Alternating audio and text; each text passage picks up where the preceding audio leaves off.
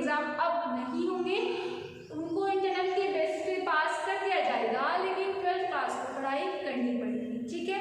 और 12th class में commerce students का एक पेपर पेंडिंग था, दैट इज बिजनेस स्टडीज। तो मैंने सोचा कि इतने लॉकडाउन एक्सटेंड हो चुका है 17 मई तक, यानी कि आपके एग्जाम की जो डेट है वो 17 मई के बाद की ही आएगी, तो अभी आपके पास प्रिपरेशन करने के लिए काफ़ी टाइम है। तो मैंने सोचा कि आप लॉकडाउन में अपने बिजनेस स्टडी का एक फास्ट रिविजन कर सको और सिर्फ इम्पॉर्टेंट पॉइंट्स मैं आपके कवर करवा सकूं। ये कोशिश मैंने अपनी छोटी सी वीडियो के थ्रू की है। गाइस मैं प्लीज़ आपको बता दूं कि मैं यहाँ पर सिर्फ इम्पॉर्टेंट पॉइंट्स के बारे में बात करूँगी जो पेपर के लिए इम्पॉर्टेंट है, जिनको जो पेपर में आते ही हैं, उन्हीं पॉइंट्स के बारे में मैं यहाँ पर बात करूँगी। छोटी छोटी वीडियोस अपडेट करूँगी, मॉर्निंग इवनिंग में ट्राई करूँगी कि दोनों टाइम आपके लिए वीडियो अपडेट कर सकूँ, ताकि आप लोग पेपर तक अपना फास्ट रिविजन कर सकें। तो स्टार्ट करते हैं बिजनेस स्टडी। और बिजनेस स्टडी में सबसे पहला चैप्टर जो है वो है nature and significance of management. ये केस स्टडी के लिए इंपॉर्टेंट चैप्टर है, ये पेपर में पूछा जाता है। तो यहाँ पर हम किसके नेचर और किसके सिग्निफिकेंस के बारे में बात कर रहे हैं, मैनेजमेंट में। तो you should know that what is management. आपको ये बात पता होनी चाहिए कि मैनेजमेंट होता क्या है। तो management, first of all management is a process. मेरी डेफिनेशन में मेंशन किया है कि मैनेजमेंट एक प्रोसेस है, जिसको मैंने हाईलाइट भी किया है। तो what is the meaning of process here? Process मतलब सीरीज ऑफ स्टेप्स, यानी कि इसमें मैनेजमेंट में क्या है, स्टेप्स है। आपके काफ़ी सारे फंक्शंस हैं ऑब्जेक्टिव को कंप्लीट करने के लिए जो आपको करने पड़ते हैं। तो मैनेजमेंट में प्लानिंग होती है, ऑर्गेनाइजेशन होती है, स्टाफिंग होती है, डायरेक्टिंग होती है, कंट्रोलिंग होती है, जिसके थ्रू हम मैनेजमेंट करते हैं, राइट। अब पहले तो मुझे मैनेजमेंट में मैं मैनेजमेंट किस चीज़ का करती हूँ, अपने गोल्स को अचीव करने का। It means first of all I have to plan that what is my goal and how will I achieve my goals. तो दैट इज कॉल्ड प्लानिंग। और इस तरीके से मेरी प्रोसेसिंग स्टार्ट हो जाती है। तो मैनेजमेंट पहली बात तो एक प्रोसेस है। आगे प्रोसेस किस चीज़ की प्रोसेस है, ऑफ गेटिंग थिंग्स डन, कि आपकी जो चीज़ें हैं वो कंप्लीट हो by for achieving your goals effectively and efficiently. आप अपने गोल्स को अचीव कर सको इफेक्टिवली और एफिशिएंटली। अब आप कहेंगे इफेक्टिवली एंड एफिशिएंटली ये क्या है, राइट। तो गाइस ये बहुत इंपॉर्टेंट पॉइंट्स हैं आपके इफेक्टिवली और एफिशिएंटली। ये आपके केस स्टडीज में भी पूछे जाते हैं कि इफेक्टिवली क्या होता है और एफिशिएंटली क्या होता है। तो I will make it clear to you that effectively क्या होता है और एफिशिएंटली क्या होता है।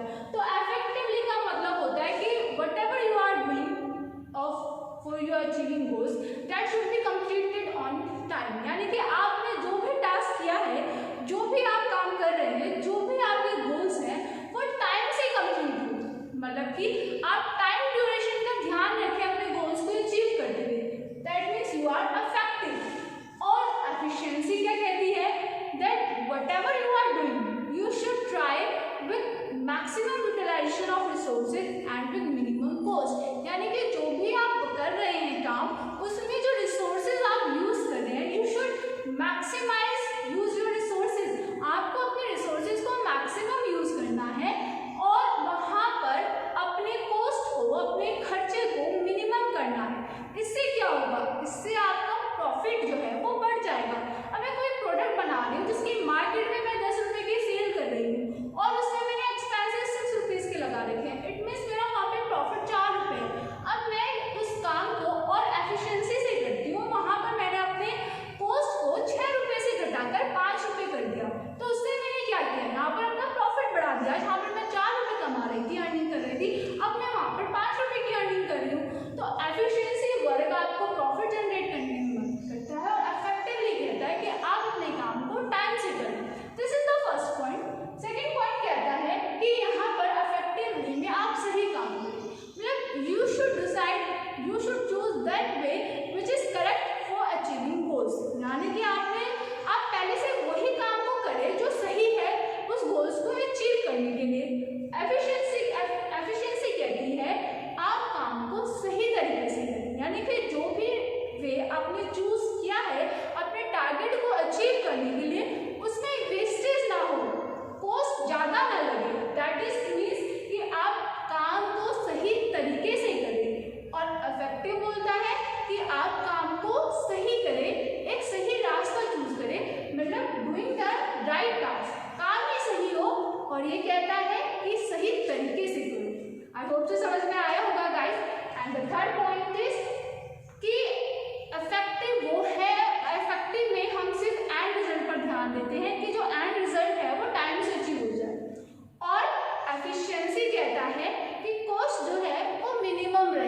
प्रॉफिट जो है वो मैक्सिमम रहे।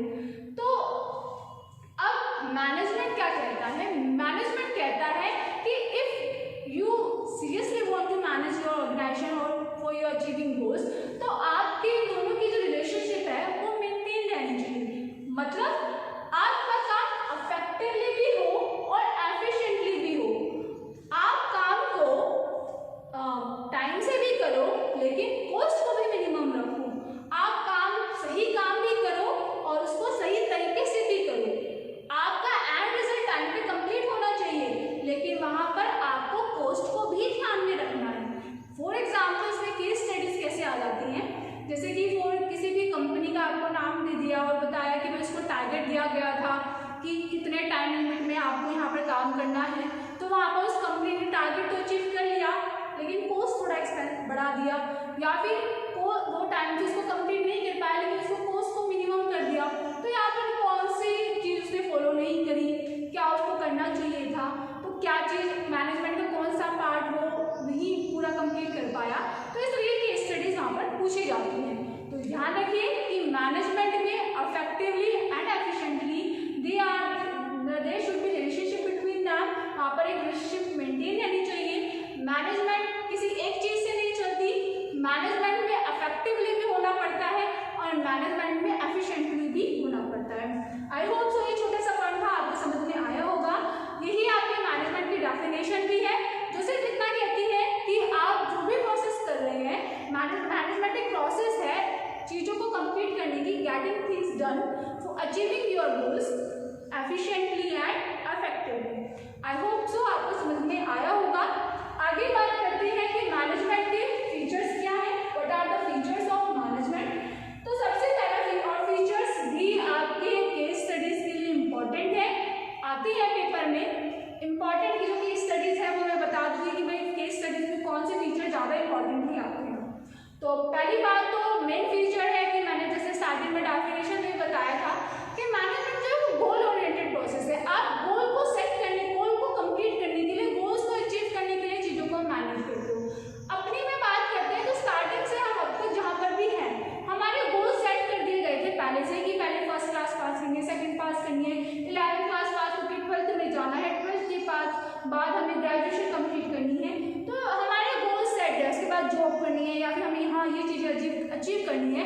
तो हमारी जो लाइफ है वो उसी मैनेजमेंट के अकॉर्डिंग चल रही है। हमारे जो गोल सेट किए गए हैं हम उसी के अकॉर्डिंग काम कर रहे हैं। तो यानी कि मैनेजमेंट जो है वो सिर्फ अपने गोल्स को अचीव करने के लिए ही काम कंप्लीट करता है। तो पहला फीचर है कि वो गोल ओरिएंटेड प्रोसेस है।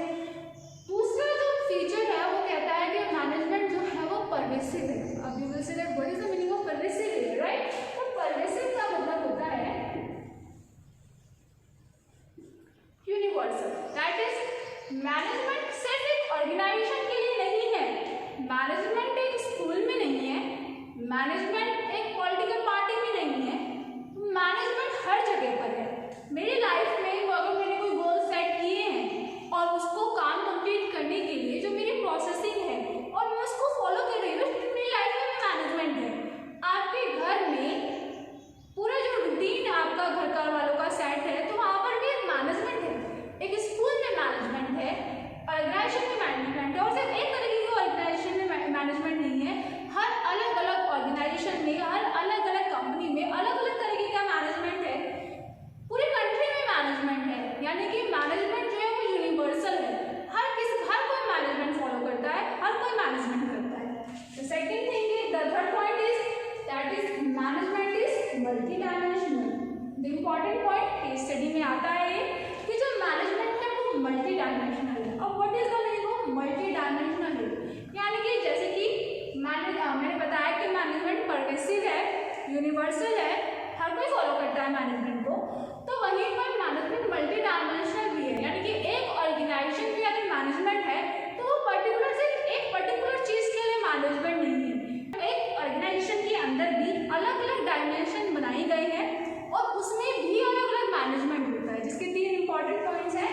दैट जो मैनेजमेंट है वो वर्क के लिए भी है, इसको बोलते हैं मैनेजमेंट ऑफ वर्क। आपने जो डेली रूटीन सेट किए हैं अपने लिए, उनको कंप्लीट करने के लिए भी आप मैनेजमेंट कर रहे हो। आप मैनेजमेंट ऑफ वर्क कहता है दैट आप क्या काम करोगे पूरे सुबह से शाम तक, आपकी कंपनी क्या काम करेगी, आपके एम्प्लॉयज क्या काम करेंगे, वो मैनेजमेंट ऑफ वर्क हो गया, राइट। दूसरा है इसमें important management of people. Work कहता है that what is to be done, क्या करेंगे हम, तो मैनेजमेंट ऑफ वर्क आपने कर दिया। अब उस काम को कौन करेगा, उस काम को हम लोग कर रहे हैं, आप लोग कर रहे हो, यानी कि वहाँ पर काम करेंगे पीपल, लोग करेंगे, वहाँ पर काम एम्प्लॉयज करेंगे। तो वहाँ पर जो काम आपने सेट किया है उस काम को आप उनको दोगे, उन लोगों को दोगे उनके एबिलिटी के अकॉर्डिंग। अब अगर प्रोडक्शन का काम है तो प्रोडक्शन डिपार्टमेंट को दिया जाएगा, अगर वो मार्केटिंग का काम है तो वो मार्केटिंग डिपार्टमेंट को दिया जाएगा। उसमें भी काम और डिफाइन किए जाएंगे कि ये पर्टिकुलर काम ये ज़्यादा अच्छे से कर सकता है तो ये काम ये करेगा।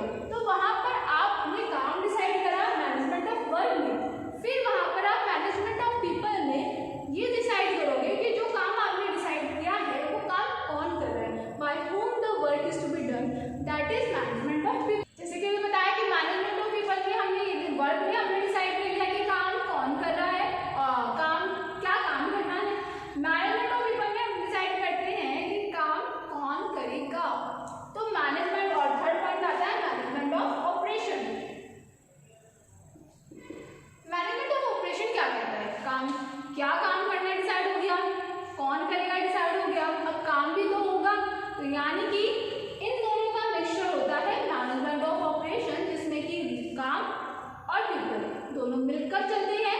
तो वहाँ पर उस ऑपरेशन को अचीव करने का जो वर्क है उसको बोला जाता है मैनेजमेंट ऑफ ऑपरेशन। तो ये तीन जो है मल्टी डायमेंशनल की पार्ट है, इसके ऊपर केस स्टडी आती है, तो प्लीज ध्यान रखिएगा इन तीनों के ऊपर अलग अलग केस स्टडी नहीं आती है, केस स्टडी सिर्फ मल्टी डायमेंशनल के ऊपर पूछी जाती है। आई होप तो ये समझ में आया होगा। और नेक्स्ट पॉइंट है that management is continuous process. Of course management एक कंटिन्यूअस प्रोसेस है, मैनेजमेंट कभी नहीं रुकता, जब तक आपकी ऑर्गेनाइजेशन चलेगी आप मैनेजमेंट को आगे बढ़ाते रहोगे। मैंने प्लानिंग कर ली, ऑर्गेनाइजेशन कर लिया, स्टाफिंग कर लिया, डायरेक्टिंग कर लिया, कंट्रोलिंग कर लिया, क्या मैं यही रुक जाऊंगी, नहीं। आप कंट्रोलिंग तक मैं पहुंच गई, आपको पता होगा ये सारे पॉइंट्स, अगर नहीं पता तो मैं रिविजन एक बार करवा देती हूँ। प्लानिंग में मैंने गोल सेट कर लिए कि मुझे क्या करना है, कैसे करना है। ऑर्गेनाइजेशन में मैं क्या करूँगी, उन रिसोर्सेज को ऑर्गेनाइज करूँगी जो मुझे उस प्लानिंग को, जो मैंने गोल सेट किए हैं जिनको उसके लिए मुझे ज़रूरत होगी। फिर मैं क्या करूँगी, फिर मैं करूँगी स्टाफिंग। स्टाफिंग में मैं क्या करूँगी, उन एम्प्लॉयज़ को हायर करूँगी जो मेरे को उस गोल्स को अचीव करने में हेल्प करेंगे।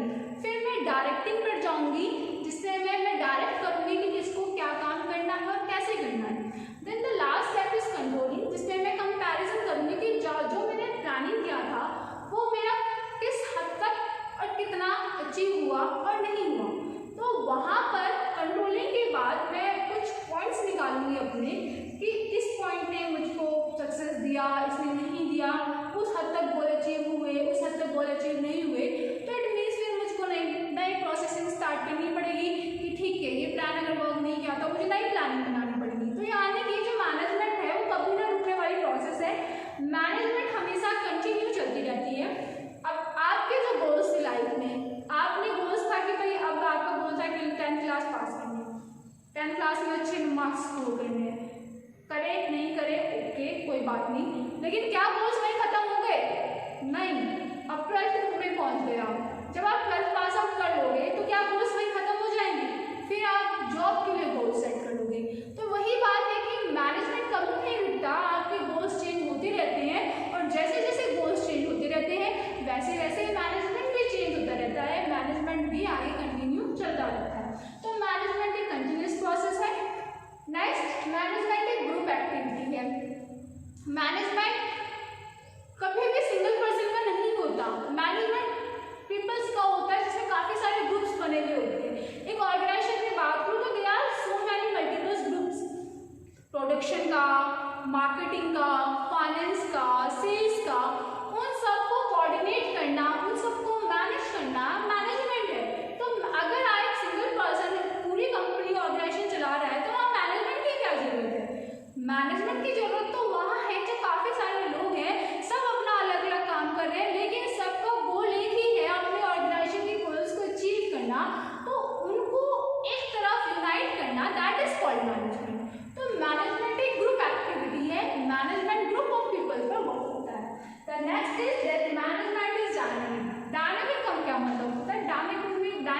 मतलब होता है कि मैनेजमेंट को एनवायरनमेंट के हिसाब से चेंज होना पड़ता है।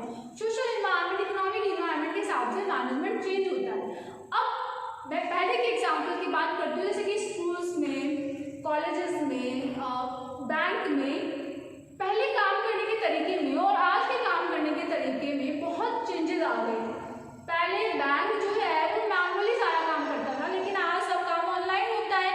तो मैनेजमेंट चेंज हो रहा है according to the technology, according to the market. तो मैनेजमेंट को एनवायरनमेंट के अकॉर्डिंग, टेक्नोलॉजी के अकॉर्डिंग चेंज होना पड़ता है। मैनेजमेंट को डायनेमिक अगर नहीं होगा तो वो अपने गोल्स को कभी अचीव कर ही नहीं पाएगा। और the last and not the least that management is intangible. Management एक इंटेंजिबल है, यानी कि मैनेजमेंट को आप कभी देख नहीं सकते कि मैनेजमेंट है, लेकिन मैनेजमेंट को आप हमेशा फील कर सकते हो कि हाँ यहाँ मैनेजमेंट है। जैसे कि स्कूल की बात करूँ मैं, किसी स्कूल में सारे टीचर्स पीरियड्स अच्छे से लगते हैं, बच्चों के मार्क्स अच्छे आ रहे हैं, हर एक्टिविटी पे ध्यान दिया जा रहा है, भले गेम्स एक्टिविटी प्रॉपर हो रही है, डिबेट्स प्रॉपर होते हैं, मतलब हर बच्चा हर तरीके से पार्टिसिपेट कर सकता है, हर तरीके के प्रोग्राम्स में, मतलब एक स्टूडेंट को हर तरह का मौका दिया जा रहा है और पूरा मैनेजमेंट वहाँ पे प्रॉपर मेंटेन है। वहीं दूसरे स्कूल में इस तरह की चीज़ें नहीं है। तो यू कैन फील दैट हाँ यहाँ मैनेजमेंट अच्छा है और यहाँ मैनेजमेंट अच्छा नहीं है। जहाँ मैनेजमेंट अच्छा होगा वहाँ पर ऑर्गेनाइजेशन ग्रोथ करती है, और जहाँ मैनेजमेंट अच्छा नहीं होता वहाँ ऑर्गेनाइजेशन ग्रोथ नहीं करती। आई होप सो आप ये समझे होंगे। फीचर्स ऑफ मैनेजमेंट में से केस स्टडी बनती है, जिसमें से dynamic is also important point, continuous process is also important point. तो यहाँ पर से इनके ऊपर केस स्टडी बन सकती है। तो गाइस प्लीज इनको अच्छे से पढ़ लीजिएगा। अगर कोई भी डाउट्स है, कोई पॉइंट मेरा समझ में नहीं आता है तो प्लीज़ कमेंट सेक्शन में मुझे बता दीजिएगा, मैं आपको उसको सॉल्व करने की पूरी कोशिश करूँगी। तो इतना ही मुझे समझ में आया होगा, तो अपनी क्लास यहीं पर ख़त्म करते हैं। बस एक क्लास छोटा सा पॉइंट में जो समझा देते हैं, ऑब्जेक्टिव ऑफ मैनेजमेंट, ये भी इम्पॉर्टेंट है, इसके ऊपर भी केस स्टडी बनती है।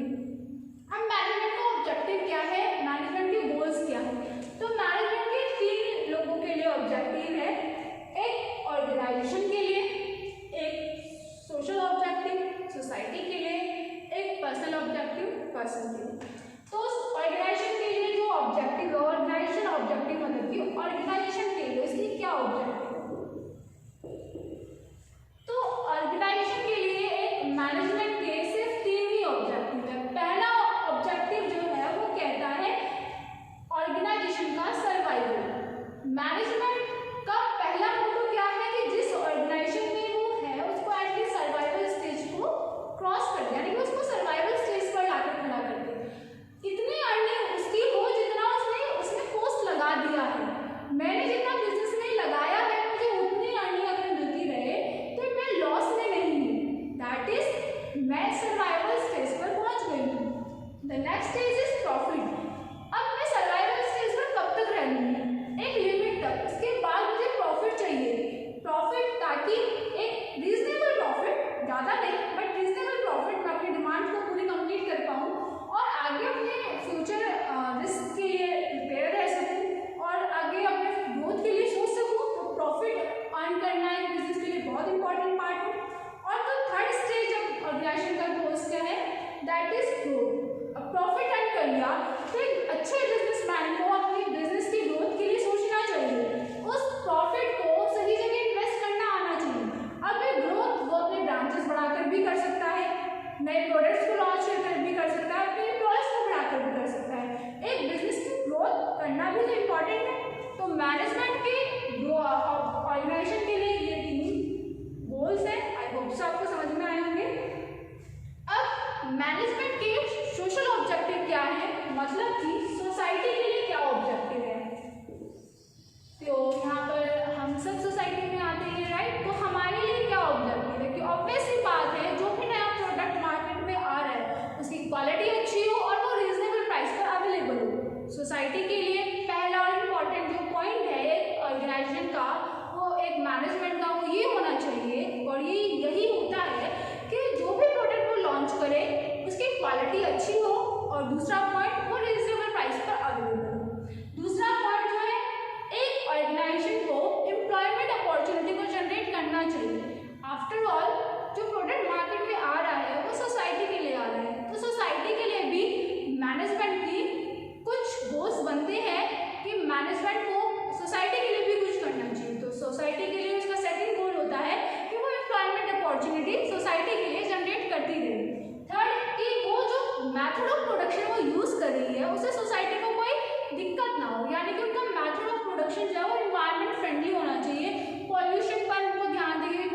ज़्यादा ना फैले उनके प्रोडक्शन मेथड से।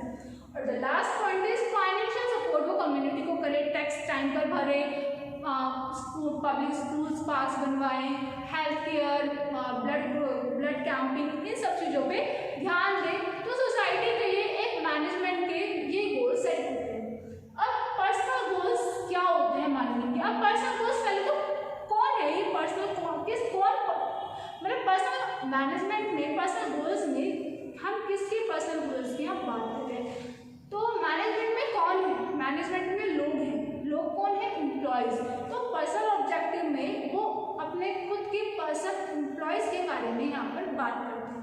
तो सबसे पहला पॉइंट यानी कि मैनेजमेंट में लोग काम कर रहे हैं, उन लोगों की सबसे पहली डिमांड क्या होती है? जो अगर मैं जॉब कर रही हूँ तो मेरी सबसे पहली डिमांड अपनी ऑर्गेनाइजेशन से क्या होगी कि मुझको कॉम्पिटिटिव सैलरी मिले। तो सबसे पहली डिमांड है कॉम्पिटिटिव सैलरी, उनको एक कॉम्पिटिटिव सैलरी मिले।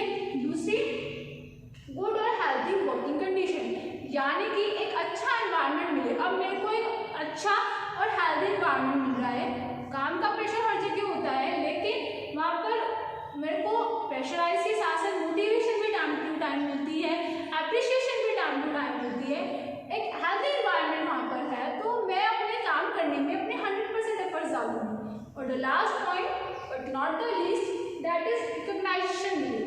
एक एम्प्लॉय को उसकी कंपनी में, उसकी ऑर्गेनाइजेशन में उसकी पहचान मिले, जब वो कोई अच्छा काम करे उसको एप्रिशिएशन मिले, तो एक एम्प्लॉय यहाँ पर सेटिस्फाई हो जाता है और वो अपनी ऑर्गेनाइजेशन के लिए अपना 100% देने की कोशिश करता है। तो these are the objectives of management. एक मैनेजमेंट के गोल्स मैंने बताए, पर्सनल भी, ऑर्गेनाइजेशन के लिए भी और सोशल ऑब्जेक्टिव भी। तो these all are the important points. मैंने बताया कि क्या क्या केस स्टडीज में आ सकता है। पहला पॉइंट, मैनेजमेंट की डेफिनेशन तो ऑब्वियसली आपको याद होनी चाहिए। इसके अलावा एफिशिएंटली और इफेक्टिवली के बीच में भी आपको पता होना चाहिए रिलेशन भी और दोनों का डिफरेंस। इफेक्टिवली कहता है कि टाइम पर करो, तो एफिशिएंसी कहता है कि मिनिमम कॉस्ट रखो। इफेक्टिवली कहता है कि आपको काम को सही काम को करना है, तो एफिशिएंसी कहता है कि आपको काम को सही तरीके से करना है। इफेक्टिवली कहता है कि एंड रिजल्ट इंपॉर्टेंट है, टाइम पर होना चाहिए काम, तो एफिशिएंसी कहता है कि कॉस्ट को मिनिमम रखो, वेस्टेज ज़्यादा ना हो। इसके अलावा फीचर्स क्या थे मैनेजमेंट के कि गोल्स को कंप्लीट करने के लिए मैनेजमेंट वर्क करता है। मैनेजमेंट किसी पर्टिकुलर एक प्लेस के लिए नहीं है, मैनेजमेंट परवेसिव है, सबके लिए है। इसके अलावा मैनेजमेंट एक कंटिन्यूस प्रोसेस है जो कभी नहीं रुकती। मैनेजमेंट मल्टी डायमेंशनल है, मैनेजमेंट वर्क के लिए भी है, मैनेजमेंट लोगों के लिए भी है और मैनेजमेंट ऑपरेशन के लिए भी है। इसके अलावा हमने बताया आपको कि जो मैनेजमेंट है वो ग्रुप एक्टिविटी है, एक सिंगल पर्सन के लिए मैनेजमेंट नहीं है, ग्रुप ऑफ पीपल्स को वहाँ पर मैनेज किया जाता है।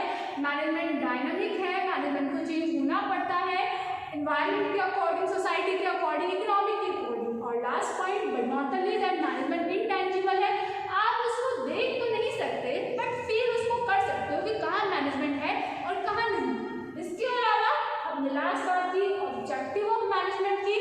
ऑब्जेक्टिव ऑफ मैनेजमेंट में हमने सोसाइटी के लिए, ऑर्गेनाइजेशन के लिए और पर्सनल ऑब्जेक्टिव पढ़े इसमें, जिसमें ऑर्गेनाइजेशन का ऑब्जेक्टिव था कि पहले बिजनेस को सर्वाइव करना है, सर्वाइवल स्टेज जब वो क्रॉस कर जाए तो उसको प्रॉफिट पर ध्यान देना है, जब वो प्रॉफिट को अचीव कर ले तो उसको अपने बिजनेस को ग्रोथ करने पर ध्यान देना है। अब सोसाइटी के लिए उसके क्या ऑब्जेक्टिव थे कि जो प्रोडक्ट मार्केट में आए वो अच्छी क्वालिटी का हो और प्राइस भी रीजनेबल हो। इसके अलावा एम्प्लॉयमेंट अपॉर्चुनिटी को टाइम टू टाइम जनरेट करे, मार्केट में सोसाइटी के लिए एम्प्लॉयमेंट आती रहे। नेक्स्ट, जो प्रोडक्शन है मेथड का, मतलब प्रोडक्शन ऑफ मेथड जो है वो एनवायरनमेंट फ्रेंडली, पॉल्यूशन ना हो ज़्यादा। और द लास्ट पॉइंट कि फाइनेंशियल हेल्प कर दे सोसाइटी की, डोनेशन दे एनजीओज में या फिर पब्लिक पार्क स्कूल्स में हेल्प करिए, बना दे। इसके अलावा कोई हेल्थ केयर सेंटर खोल दे, तो ये सब फाइनेंशियल हेल्प सोसाइटी के लिए मैनेजमेंट कर सकता है। और पर्सनल ऑब्जेक्टिव उसके क्या थे कि पहली बात तो जो भी एम्प्लॉयज वहाँ पर काम कर रहे हैं उनके लिए अच्छी कंडीशन हो, हेल्दी कंडीशन हो। और सेकंड पॉइंट की कॉम्पिटिटिव सैलरी नहीं मिले। अगर मैं अपने ऑर्गेनाइजेशन में हूँ तो मुझको सैलरी की डिमांड सबसे पहले है, तो मेरी सैलरी जो है वो कॉम्पिटिटिव होनी होनी चाहिए। अब last but not the list कि रिकॉग्निशन मिले कंपनी में, एक एम्प्लॉय को एक पहचान मिले, उसको पहचाना जाए उसकी कंपनी में, दैट इज इनफ, उस बहुत है उसके लिए। उसके अंदर हमेशा इंकरेजमेंट रहेगा काम करने के लिए, हमेशा वो अपनी कंपनी के लिए 100% देगा। तो छोटा से पॉइंट थे, मैंने सारे कंप्लीट करे और ऑलमोस्ट जो मैंने बताया ये सारे इंपॉर्टेंट है आपके पेपर के लिए। इनके ऊपर मैंने बताया, हाईलाइट करा है कि कौन कौन से केस स्टडी में पूछे जाते हैं। आई होप सो ये छोटी सी वीडियो आपको पसंद आएगी। प्लीज़ अपने पेपर पे ध्यान दीजिएगा, स्टडी की तैयारी स्टार्ट कर दीजिए, क्योंकि पेपर तो आपको शायद देना ही पड़ेगा, और अगर नहीं भी देना पड़े तो ओके, बट अगर देना है तो उसकी तैयारी तो एटलीस्ट आपको करनी ही चाहिए। अगर मेरी छोटी सी वीडियो पसंद आए तो प्लीज़ लाइक कीजिए, सब्सक्राइब कीजिए और अपने दोस्तों के साथ शेयर कीजिए ताकि वो भी अपने पेपर की तैयारी कर सकें। Thank you.